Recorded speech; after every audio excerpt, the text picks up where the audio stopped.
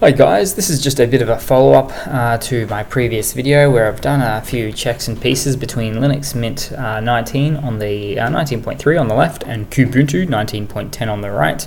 Now a bit of a more of a specific searchable video, just to have a look at the RAM comparison usage or the CPU idling, that sort of thing. And I found that I found it to be quite interesting, because on the left we've got Linux Mint Cinnamon, as we can see here, or Linux Mint 19.3 running the Cinnamon desktop environment.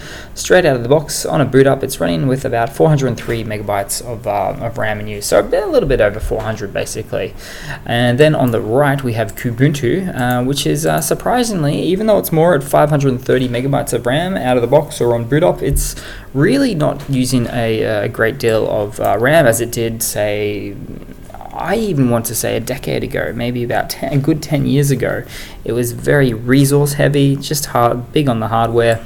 It needed a lot of RAM. It was really slow to move around. I mean, you can load up a whole bunch of widgets and do all these other things. It is considered a high-end desktop or a DE, desktop interface, desktop environment, that kind of thing. But yeah, surprisingly low on the RAM, which I'm pretty proud to see. I mean, we can get into swaps, but I won't really. I mean, it's using only a meg of swap, and this one is no swap whatsoever.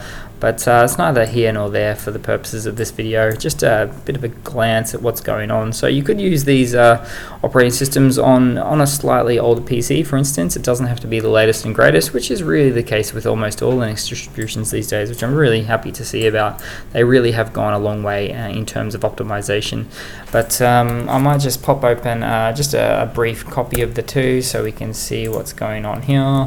And there we go. So on the left we've got the Linux Mint 19.3, latest release, Trisha, and on the right we've got Kubuntu. It doesn't really quite specify it here, but when we look at the desktop environment, we've got KDE, and it is the Kubuntu, I guess, variant of Ubuntu, where it's got all the software that starts with a K, long story short.